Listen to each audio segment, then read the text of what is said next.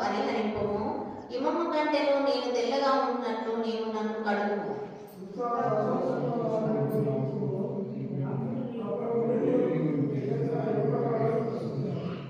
నా పాపములకు విముక్తుడవు కమ్ము, నా దోషములన్నింటినీ తుడిచివేయము.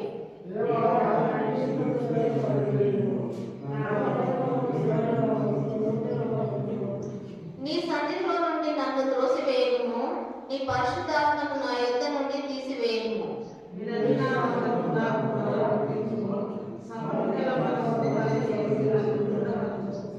అప్పుడు అతిక్రమము చేయు వారికి నీ త్రోవలను బోధించెను, పాపులను నీ తట్టు తిరుగుదురు.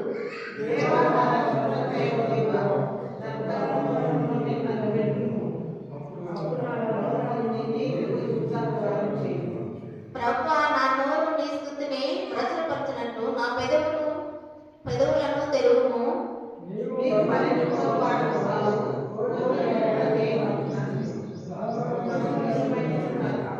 విరిగిన మనసే దేవునికి ఇష్టమైన బలులు. దేవా, విరిగి నలిగిన హృదయమును నీవు అలక్ష్యము చేయవు.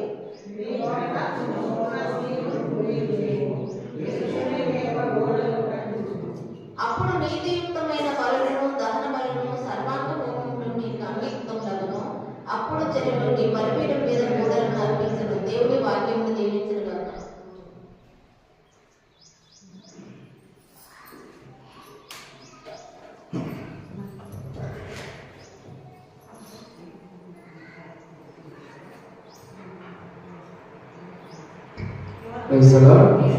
దేవుని నామానికి మహిమ కలుగును గాక.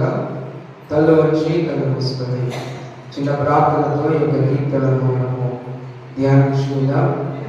దేవుడు మనకు సమయం ఇచ్చినటువంటి తన సమయాన్ని తన కొరకు మనం ఉపయోగించుకుందాం. తల్లు వచ్చి కళ్ళు మూసుకొని ప్రార్థన చేసుకుందాం. మహాపరిశుద్ధుడా, గొప్ప దైవ, నిత్యుడమగు తండ్రి, సమాధానకర్త, నీకు వందనములు, స్తోత్రాలు.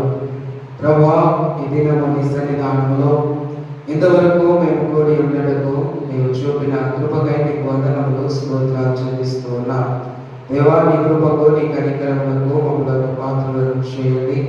ఇదిగో నాయన, నీ వాక్యాన్ని మేము ఆలోచన చేస్తూ ఉండగా నీవే మాతో మాట్లాడి నీ కృపను, నీ కనికరమును మహిమించి మహిమ, ఘనత, ప్రభావములు పొందుకొని నజరేయుడు మా ప్రభువును రక్షకుడైన యేసుక్రీస్తు శుభ నామములో ఈ ప్రార్థన అడిగి వేడుకొనుచున్నాం మా ప్రియ పరలోకపు తండ్రి, ఆమేన్.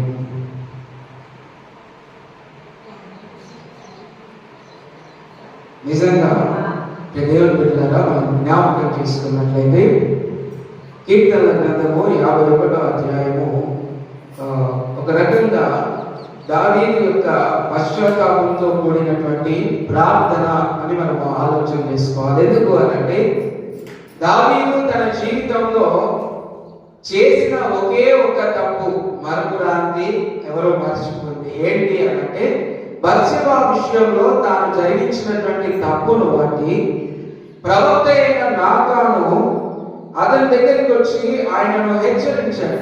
దావీదు, నీవు చేసిన తప్పు, దేవుడు నువ్వు చేసిన దానికి ఖచ్చితంగా తీర్పు తీరుస్తాడు అనే మాటను తెలియపరిచినప్పుడు ఇదిగో దావీదు భక్తుడు ఈ కీర్తనను రాశాడు. మొదటి 2 వచనాలని మనం చూసినట్లయితే దావీదు భక్తుడు దేవుని యొక్క దయ కొరకు, పవిత్రత కొరకు ప్రార్థన చేస్తున్నట్టుగా మనం చూడొచ్చు. చూడండి, ఒకసారి మనం చదువుదాం. దేవా, నీ కృప చొప్పున నన్ను కరుణింపుము, నీ వాత్సల్య బాహుల్యం చొప్పున నా అతిక్రమములను తుడిచివేయుము, నా దోషం పోవునట్లు నన్ను బాగుగా కడుగుము, నా పాపం పోవునట్లు నన్ను పవిత్రపరచుము.